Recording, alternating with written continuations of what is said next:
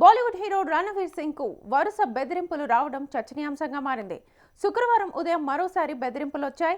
10 కోట్లు డిమాండ్ చేస్తూ Lawrence Bishnoi gang కు చెందిన ఒక వ్యక్తి నటుడికి వాయిస్ నోట్ పంపించినట్లుగా బాలీవుడ్ మీడియా పేర్కొంది.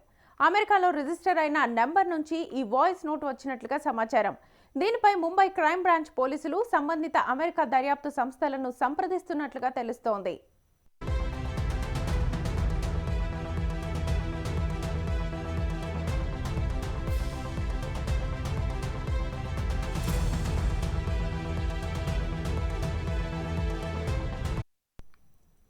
ఇటీవల కూడా బాలీవుడ్ ప్రముఖులకు బెదిరింపులు వచ్చిన విషయం తెలిసిందే. తాను లారెన్స్ బిష్నోయ్ గ్యాంగ్ కు చెందిన హ్యారీ బాక్సర్ గా పరిచయం చేసుకున్న ఒక వ్యక్తి కొందరు సెలబ్రిటీలకు వాట్సాప్ లో వాయిస్ నోట్ పంపాడు. తన డిమాండ్లను అంగీకరించకపోతే సిబ్బంది అందరినీ హత్య చేస్తానని బెదిరింపులకు పాల్పడ్డాడు.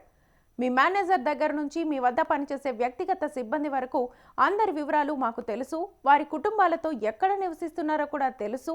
మా టార్గెట్ వాళ్లే. వాళ్లకు ఏం జరగక ముందే మీరు మారండి అని ఆడియో పంపాడు.